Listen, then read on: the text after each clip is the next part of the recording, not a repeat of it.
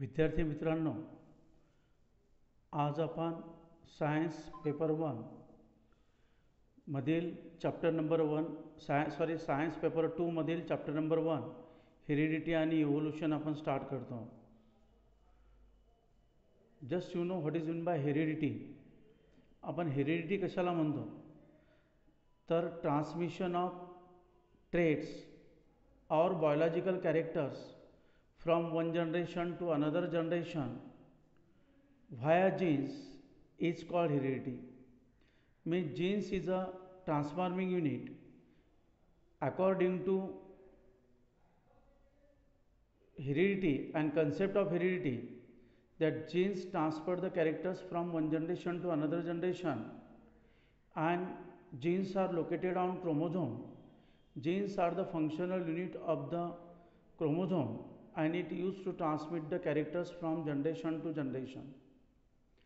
Here, what is meant by hereditary changes?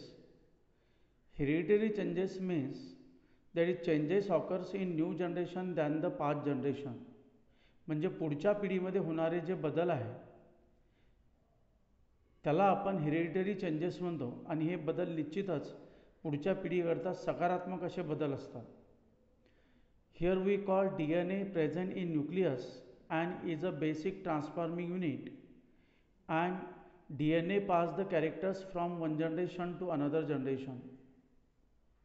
The science of heredity is useful for diagnosis and treatment and prevention of hereditary disorders. म्हणजे जे काही hereditary disorders म्हणजे जे काही disease आहेत जसं haemophilia disease आहे, कलर ब्लाइंडनेस आहे, नाईट ब्लाइंडनेस आहे, अशा प्रकारे या डिसीजचं डायग्नोसिस करण्याकरता हे सायन्स ऑफ हेरिडिटीचा वापर केला जातो. Science of heredity also useful here for production of hybrid varieties of animals and plants. Just like you know many examples of hybrid varieties of animals and hybrid varieties of plant. Hybrid varieties of fruit plants, they are hybrid varieties of milch animal, that is only possible due to heredity and science of heredity. Here basic unit and basic study of this hereditary science are three concepts are very important, that is transcription, translation and translocation.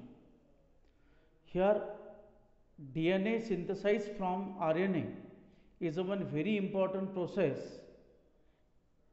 in animal body and into the nucleus of the cell, and when DNA synthesized from RNA, that process is called transcription, and transcription is very useful for genetical transmission.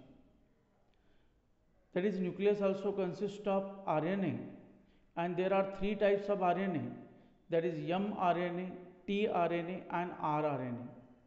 That mRNA plays very important role which is present in cytoplasm and transfer the message, conduct the message, hence that is called a messenger RNA, and this message contains the carbon for amino acid, and the code of each amino acid consists of 3 nucleotides and this is called triplet codon.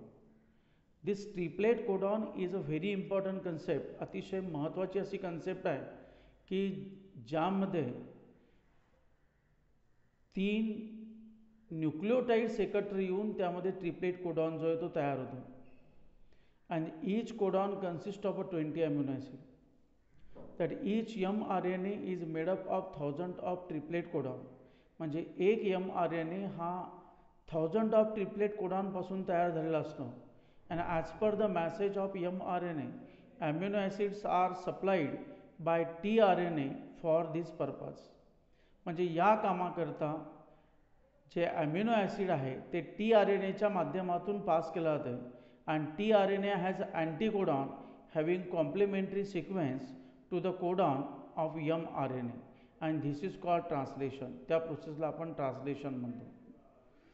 विद्यार्थी मित्रांनो, हा topic जो आहे हा basic आणि objective करता अतिशय महत्त्वाचा आहे. त्यामुळे याचं काळजीपूर्वक रीडिंग करायचं, काळजीपूर्वक याला वाचायचं आणि याच्या नोट्स तयार करायच्या आहेत. Such many chains come together to form a complex protein. या सर्वांमधून ही प्रोटीन सिंथसाइजची प्रोटीन आहे प्रोसेस आहे. And this protein control various functions in the body of living organism and their appearance too. म्हणजे विद्यार्थी मित्रांनो, आपल्या शरीरामध्ये अनेक असे प्रोटीन आहेत की जे आपल्या शरीराच्या ॲक्टिव्हिटीज कंट्रोल करतात आणि त्या प्रोटीन सिंथसिस करण्याचं काम हे RNAच्या माध्यमातून केलं जाते. आणि म्हणून या तिन्ही प्रोसेस ट्रान्स्क्रिप्शन, ट्रान्सलेशन आणि ट्रान्सलोकेशन ह्या अतिशय महत्त्वाच्या आहेत. Here this diagram is very important. He diagram तुम्ही तुमच्या नोटबुकमध्ये काढा, या डायग्रामला व्यवस्थित नावं द्या आणि त्याचबरोबर या सर्व नोट्स ज्या आहेत त्या तुमच्या नोटबुकमध्ये तुम्ही तयार करा. धन्यवाद.